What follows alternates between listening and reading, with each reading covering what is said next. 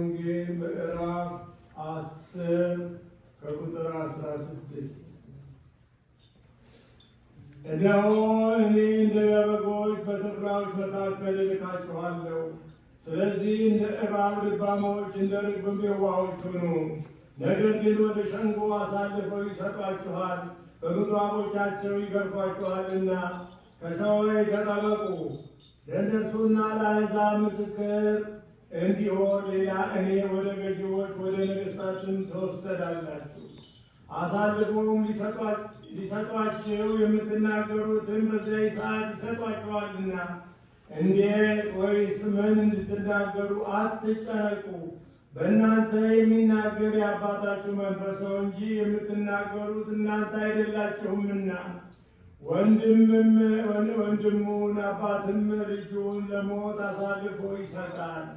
ልጆቹም በወላጆቻቸው ላይ ይነሳሉ፣ ይገድሏችሁማል። በሁሉም ስለ ስሜ የተጠላችሁ ትሆናላችሁ። እስከ መጨረሻ የሚጸና ግን እርሱ ይድናል። በአንዲት ከተማም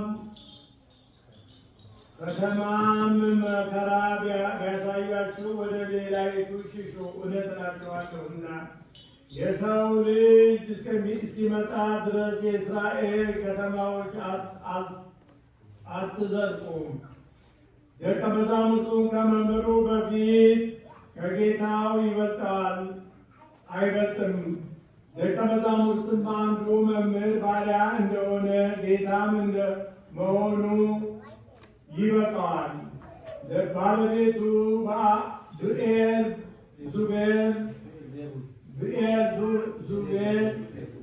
ዜቡል ካሉት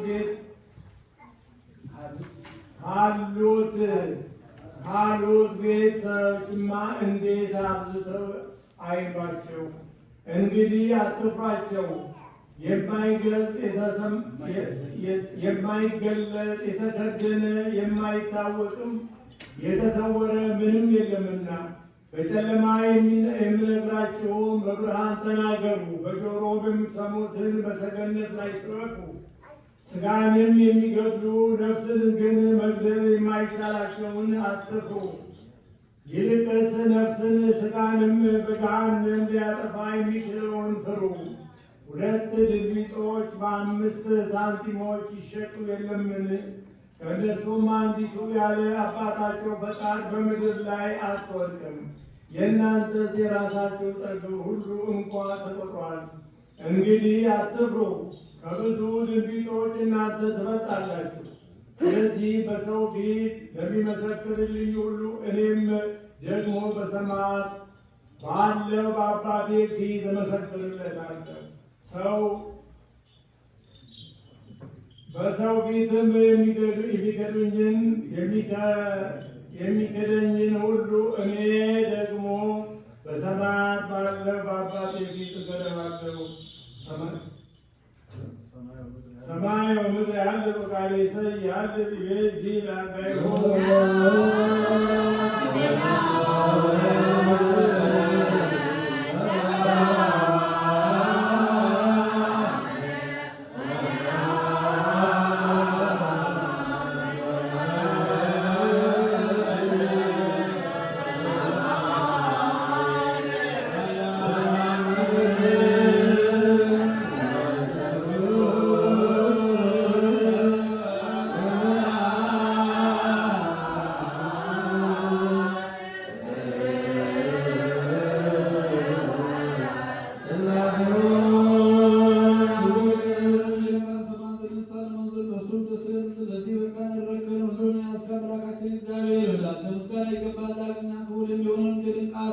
በልቡናችን ተሰብስበን ምናልን ማድጋለን ጌታችን ኢየሱስ ክርስቶስ በገባበት በዚህ በመሰዊያ ልመና ሲተቀበል በእኛም በወገኖቻችን ላይ ይቅርታና ቸርነት ላክ። በአንድ ልጅ ለአንተ ምስጋና ካህሊነት ይገባልና ለዘላለሙ አሜን።